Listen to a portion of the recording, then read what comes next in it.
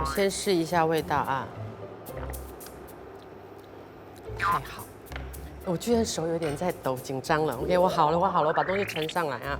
今天这个那么大牌啊，你要自己亲自下厨。太大牌了，我跟你讲啊，全听你说啊，上至 lawyer， 下至比凯欣年纪最小的，都要通过制作组的沟通安排，才可以来上节目。这个人居然拒绝跟我们制作组沟通，所以今天就全做主哦。何止我还全为他下厨呢。可以，这个嘉宾太大牌了，什么东西嘛？这个嘉宾。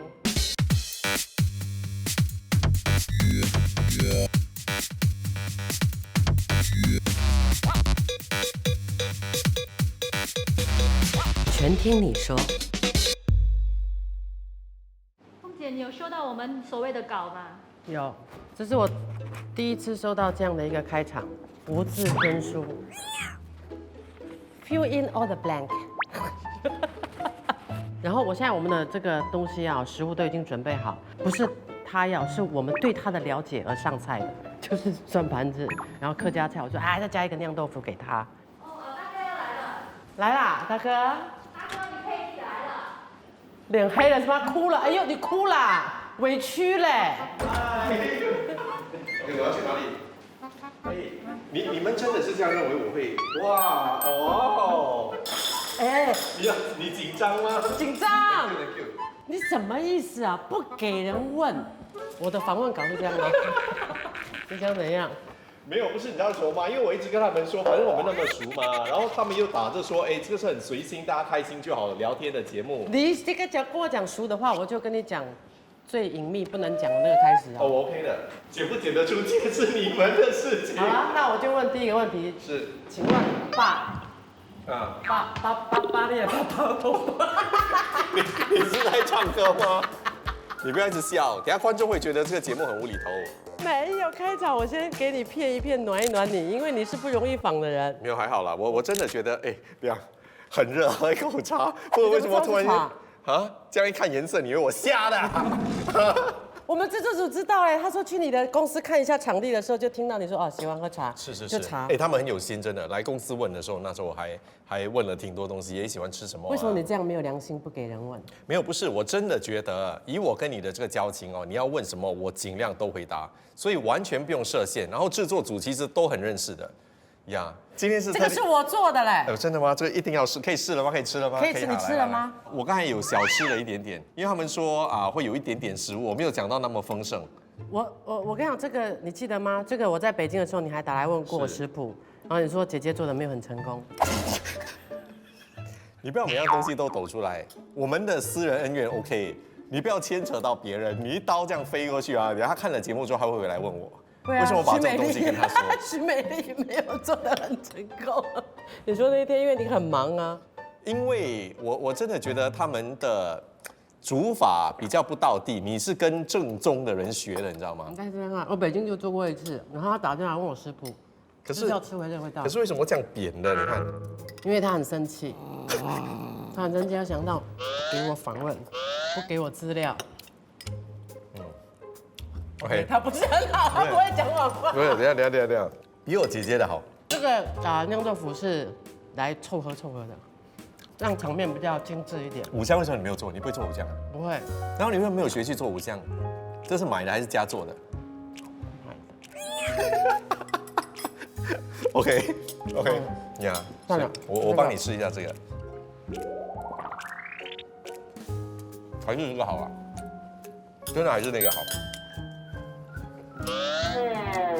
在观众面前还是要吞进去。有什么东西真的忍一忍吞下去就好了，人生不外就是这样嘛。来对啊，第一个问题，你知道许振荣是怎么样长大的吗？他是吃酱油跟饭长大的。我以为他是一家大小哦，他年纪最小，哥哥姐姐得天独厚的宠他，原来没有，家里是自然放生他。我上有4个哥哥，2个姐姐，然后才到我。为什么你没有被独宠嘞？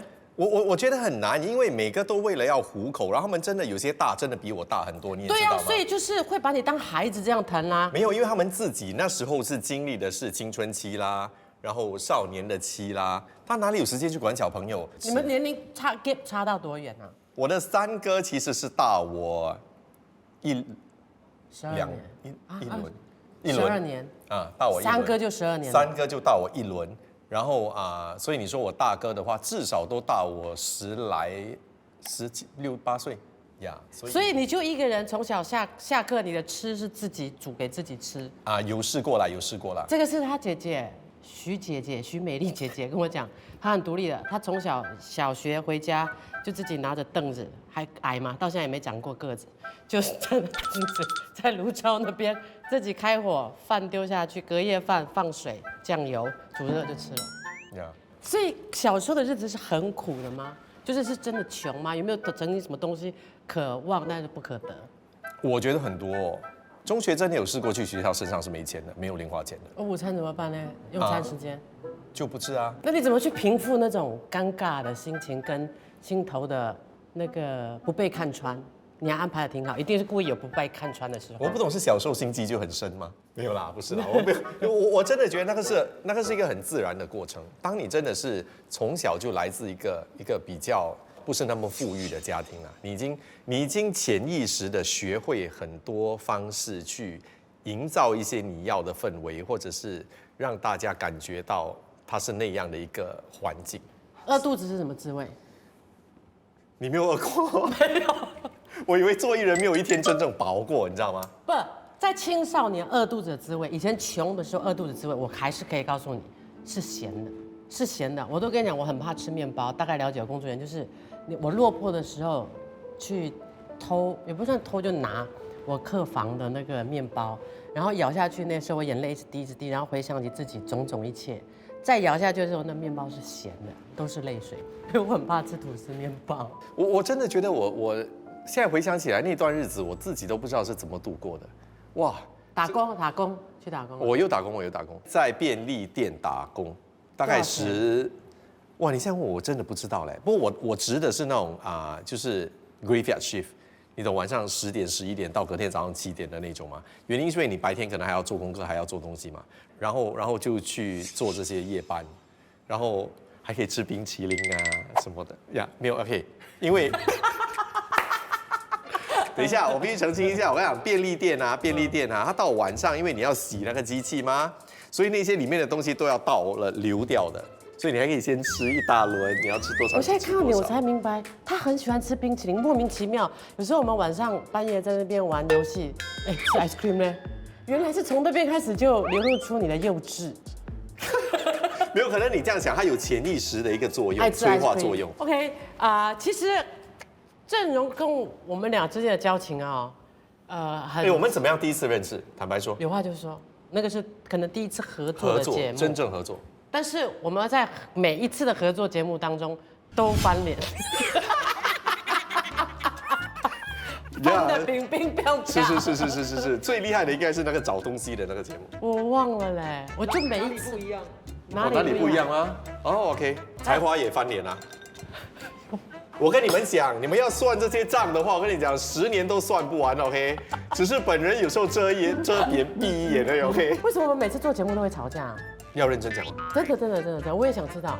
我觉得你一直觉得我有病啊，但我又觉得我没有。不是，我觉得你每次一做节目的时候，然后如果你求好心切，或者是身边有东西影响到你的时候，你就有一重压力。然后我就会怎样？我就会给 partner 怎么样的一个你就会尽量找事情，让你有机会发泄。然后尤其是那时候我也年轻嘛，如果你来的冲，然后让我也觉得我可能也很丢脸那我一定会反驳。你还是会发生的一个人。是啊，我一定会发生，我什么东西不发生呀？只要我觉得正义应该，然后需要发生，我一定会发生。你知道那个哪里不一样的时候，我们吵到怎么样吗？你真的完全没有印象。我们真的拍完了，我们到外头两边在那边飙。笑喊骂然后后来怎么停？后来就继续拍拍完了就砰，各走各的。后来还合作吗？节目有啊，后来还有合作，然后还有合作，就后来我觉得我们的好处是，我们一开始聊开了，喊开了，我们都会退一步，然后想到说，还是个朋友来的，你懂，有些人你的疙瘩是永远解不了的嘛。哎，是我们是哎呀还是朋友来的啊。OK 好，就你也不用讲，也不用怎样，就 OK 就忘了，也不用去管它。那我拉黑你这些无聊动作，你知道吗？我真的不知道嘞，原来你有拉黑过我啊。我自己都拉到忘记了。然后当跟你拍照之后要加回你，怎么找不到 ？Oh my god！ 我是打在拉黑 list 里的。哦，真的吗？OK， 原因是你一说到社交媒体这些我自己不会太在意，就是谁有追踪我们，谁没有，然后谁会点击like， 你懂吗？因为有些人没事情做的时候，真的会去看这些的。有些艺人 ，OK， 好，有些艺人真的会，我只是觉得，如果你真的看了之后，你反而会让自己有一个印象啊。对啊，所以我就变成为了保护自己，就不再有好奇心，因为我是会好奇去翻阅。既然没有 OK， 我是很幼稚，我超级幼稚，我真的。这我哪里学来的？真的呢。OK， 你们还有什么？你自己说你要参与反攻他的。没有，我们可以讲那个进来电视圈的嘛，那个戴耳机，你们是要。等下又吵起来。做完这个节目没朋友了。我特别讨厌他很洋洋得意，他是唯一那么几个可以戴耳机做现场节目的人。没有你 ，You make me so stupid 没有，我之后有一直反复去想，是不是因为做广播的关系？做广播如果你不晓得它的运作的话我们一边接电话，一边安排下来要播的歌，所以你要输入要调，然后一边要看广告什么时候要编插进去嘛，所以你要学会一心多用。然后去做电视的时候，为什么戴耳机啊？第一，不是要懂发生什么事情，是大家都比较好控制现场，尤其是不跟你大家，没有，你一个人在自己，没有人跟大家。有，全世界看 FM 吗？没有，你 FM 家回家，那我那，但是我知道了。OK。没有，包括整个的安排。OK， 如果大家不知道了哈，在某个程度上，有些时候我们主持现场节目我们会戴着耳机。那戴着耳机的时候，导播会直接跟你讲东西，或者是有什么突发情况，我们知道。那能不能戴耳机因人而异。有些人能够分心嘛，你要边讲话，耳机可能边在跟你说话。所以当你问我私心，我当然会帮自己说话啦。我觉得戴着耳机。可以帮忙减轻一下大家的负担。是对制作组来讲的话，你就是一个救世主。觉得比如说在新年的时候有许正荣在，直接讲那个是最准确的。高刀就一定要是戴耳机的主持人。可是对我来讲，我是觉得两件事情，我们俩接收的讯息是不 tally 的，有可能。所以两个主持人的频率是不一样，接受频率。第二是，你每次对我淫笑。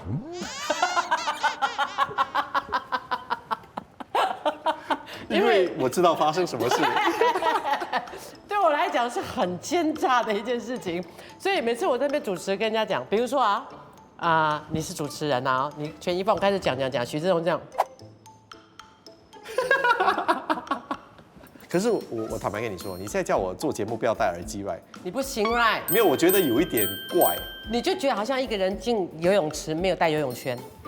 我是 Any Free 杨氏自由式 Butterfly。是，我不否认，没有，我不否认，而且我也真的必须说，当你没有戴耳机的时候，你真的比较能放开去做你要做的东西，所以这些只适合比较理性的我们。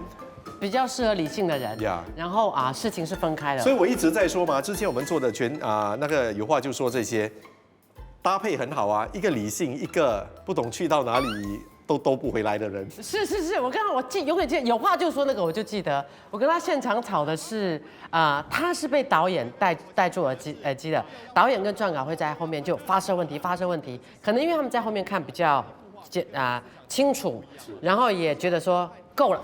他们拿到他们要的资料了，然后我就在现场漫游，开始能问就问，感觉有哭了，感觉有什么什么，然后他这边这样，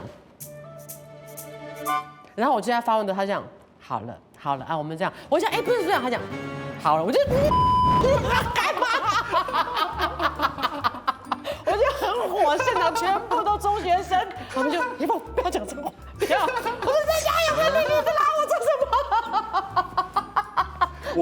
我我真的觉得在某个程度上哦，这些都是一些成长的历练啊。然后我们自己因为懂内幕嘛，知道现在回头看笑过也就好。包括很多人经历了很多东西啊，以前可能你很执着于为什么这样，为什么那样，现在你反而可以拿出来侃侃而谈，然后笑过也就算总是要经过，因为你同样是战场上的朋友，你不可能说永远都是嘻嘻哈哈，那个是笑脸藏刀。是，你一定要真正的骂过对方的那个痛脚，去给他踩了一下，人还能合作。OK。对，而且在娱乐圈的一份子啦，都有自己的一个个性，要不然你也很难发光啊。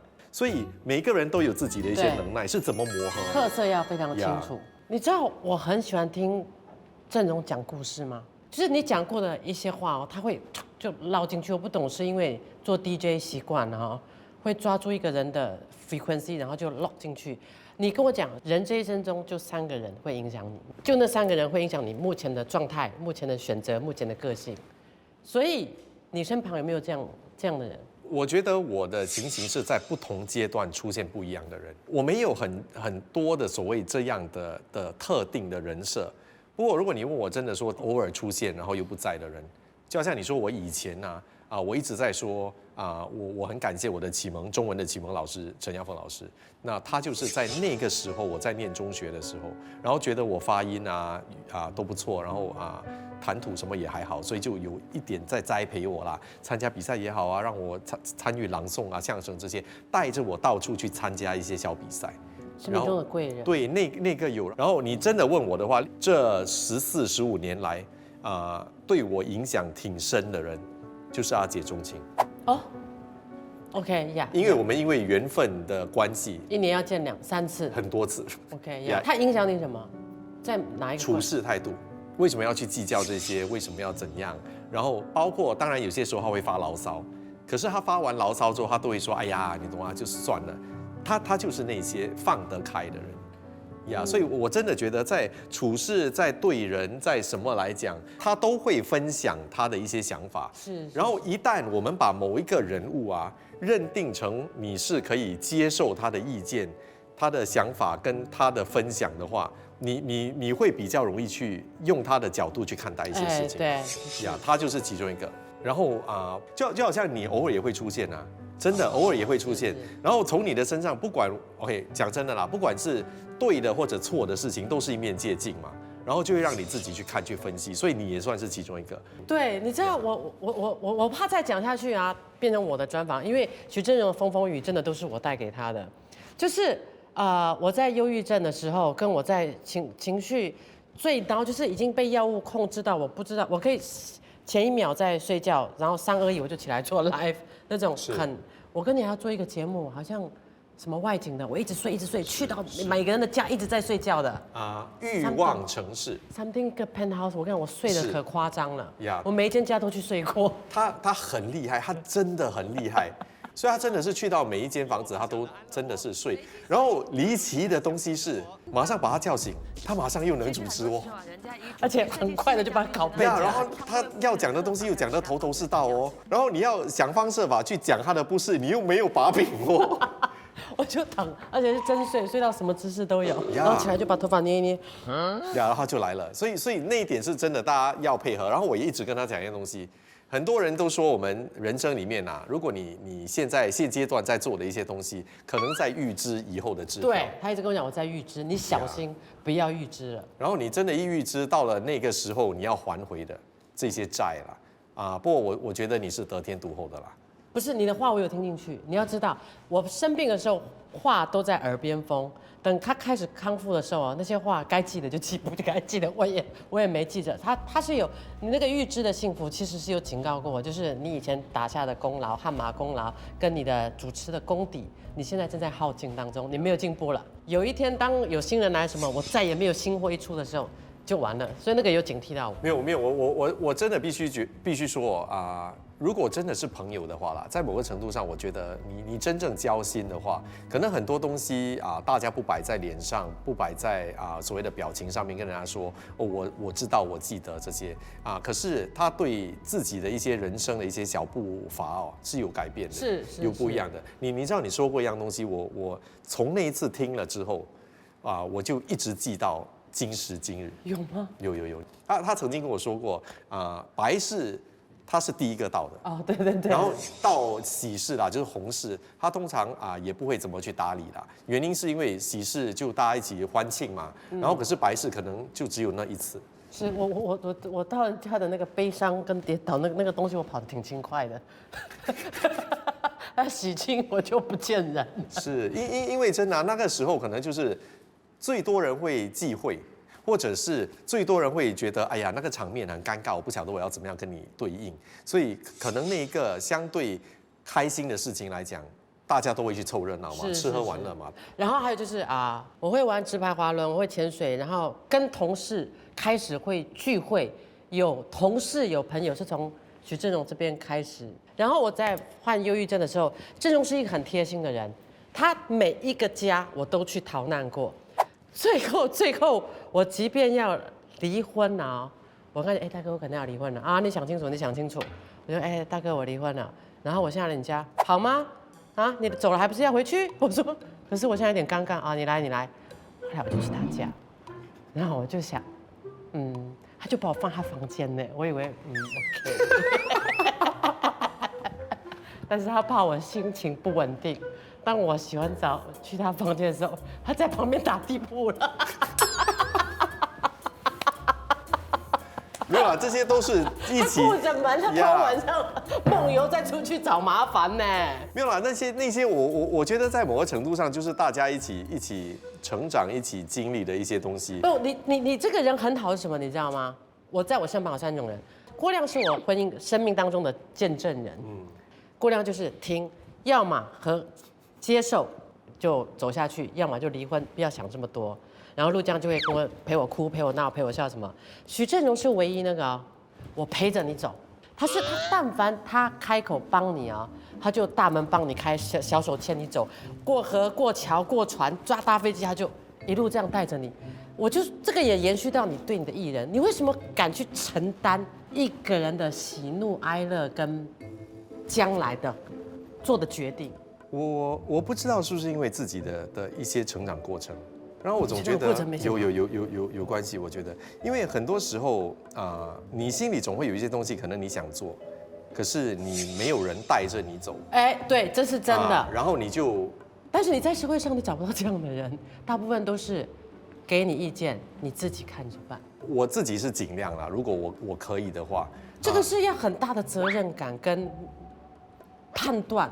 跟愿意，你知道，包括我离婚的时候，到最后我后来发生那个 taxi case 的时候，我在那个毛里求斯，我还不知道事情那么大，就打败了你到底干什么？我说干什么？你怎么这样？我跟你讲我不知道事情发生那么大。5、6天后，我外景回来，哇，那个媒体全部都在机场，全部都在机场。那时候是没人敢沾到我，那个时候已经是亡命天涯了，然后。正荣在那个我在毛里求斯的时候，就是妹妹也在你身旁吗？你不要去给她受到影响。你什么才刚离婚，你现在发生这样大事情，然后你记得你出来，谁帮你把行李带走，你就直接走出来，你勇敢的去面对，你走出来，我会在那边。哎呀，我想那个，哎呀，嘉宾还没有哭，我就哭没出息的东西。没有啦，那一段坦白，我看到机场走出来，看到郑荣在那边接着我的时候，然后记者拍到的是郑荣的那个车子，我坐在里面，然后妹妹被他们谋认。哇，反正那一段时间就是你跟钟情最没有人敢动我的名字，没有人，1年多里头，然后那1年多也是你一直陪我走过去的。很多东西的缘由不是每个人看得清的，包括你说那个德士司机的事件，真正确实当时发生了什么，为什么会在那样的一个情况下有这样的东西发生大家也完全说不清。因为你一定有你的立场，我一定有我的立场，所以我总觉得说，身为艺人，很多时候可能会处在一个劣势。因为当人家一报道、一渲染，然后别人觉得应该保护、应该怎样的话，我们真的会被放大来看，就百口莫辩了。反正就疯子嘛，就错嘛，你就艺人不能应该对啊，所以如果我们自己是艺人的话，我反而觉得我们真的应该在某个程度上，又是朋友的话，应该坚守在彼此身边啊。但是我觉得这件事情很难，他的东西我知道，包括前阵子你发生事情的时候，安慰他的声音已经不敢再出了。我不会希望说，当任何事情发生，然后哪怕我自己觉得理在于我这边的时候，我需要大家来站在一起，然后要抗议、要抗争还是什么，我不会这样觉得。我真的只觉得说我做了我该做的东西，那就 OK 了。你的友情不要求回报的吗？爱情也好，友情也是如此，工作也是如此。我们不求做事是等于回报，但是总有点期盼，就是我付出了这么多。很多年前我看了一部电影，然后电影的原意就是pay it forward， 也就是说你得到的一些东西，你只要把这东西转载在别人身上就 OK 了。这是影响我很深的东西。我觉得这样呢，会远比你要别人对回你好的回报来得有意义。我坦白讲，我够饭，我有饭吃，我有一个你知道有一个很好的你要家可以人家关住。心你啊，友情要相等一点点的回报吧。大家的关心跟爱，还有大家的所谓的回报，都在不同的方式上面进行。就好像拿你来说啊，我坦白讲，拿你来说啊，当你需要人的时候，我第一个爬去找没有你会来找我，对我来讲已经是一个莫大的回报了。原因是因为你让我知道说，我也是有被需要的人。哇，这个太瘆人了，真的。没有啦，真的不是圣人，只是你能不能理清自己的一些思绪而已。可是你有没有什么东西麻烦是你不想管或怕？我自己，你问我自己比较怕的是家事。不会啊，我看来找你的离婚的迷途，还有你青少年迷途羔羊的那些，包括我跟他做才华的时候啊，他有时候是很直接的，看到很帅的人就你有没有兴趣？还好。会不会读书？不会啊，那就不要读大学了，就直接去当兵，快点当兵，快点出来。没有必要浪费资源啊，浪费社会的资源、人力的资源，然后浪费你自己的大好青春，又不当兵。对，所以我就说，他对人的判断跟 advice 直接就送到你面前，然后你真的有兴趣，好吧，我帮你介绍一下。你很勇敢去做这样的事情。是所以不用怕得罪人。可能人家会觉得，你真的这么做的话，会不会别人怎么样看待你？是不是在干嘛？对我而言，我没有真的是在想那些啦。我真的只是能够帮到人，那就尽量帮人。你总是为别人想，你有没有想到你自己的？你说结婚生子、组织家庭什么吗 ？OK。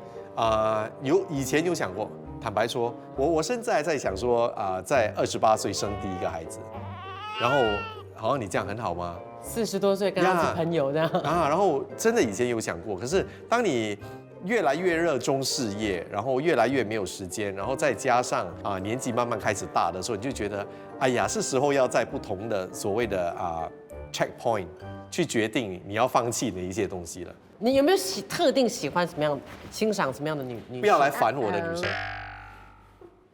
很难对吗？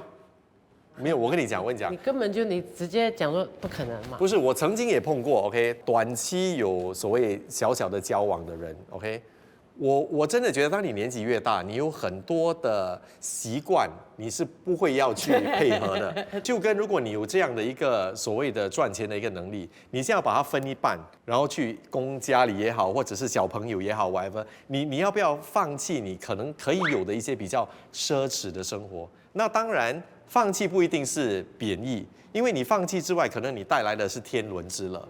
那你要不要去妥协跟接受这样的一个平衡？我觉得是很多人的考量啦。